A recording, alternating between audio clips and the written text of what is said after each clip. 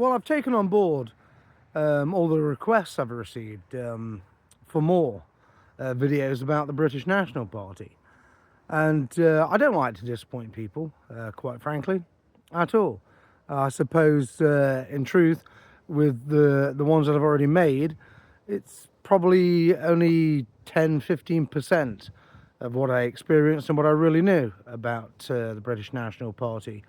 So I suppose I could probably make a couple more videos in actual fact, but I'm not going to cover ground that's already been well and truly covered. I think I've covered an awful lot of ground.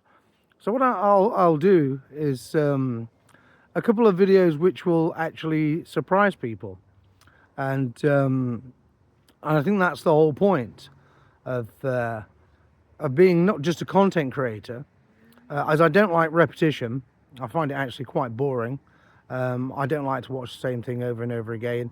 And in particular, I certainly don't like to go over the same material repeatedly.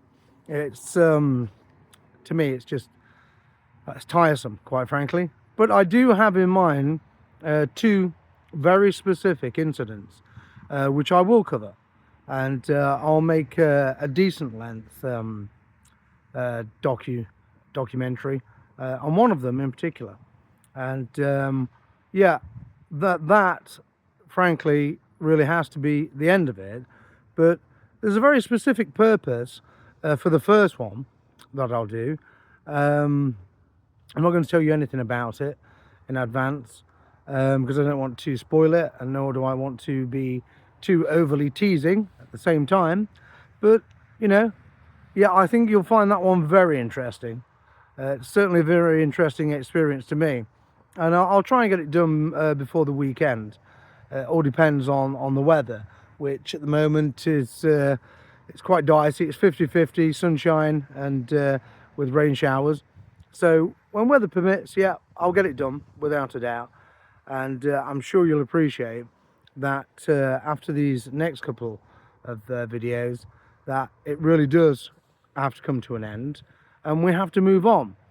And then I'll be making a raft of videos about nationalism today, and how we best push forward the campaign for remigration, quite frankly, which is the big vote winner, the one that we're all anticipating, we're all demanding in actual fact. And in truth, as I said before, remigration is simply a synonym of the British National Party's policy on repatriation. Repatriation, remigration, it's pretty much the same thing. I mean, some of the dynamics are actually different now compared to BNP 1 under Tyndall and BNP 2 under Griffin. But I guess you could say, in essence, the remigration policy that we have today with the Homeland Party is the BNP 3, the way I see it, you know. And in each phase, it's become moderated.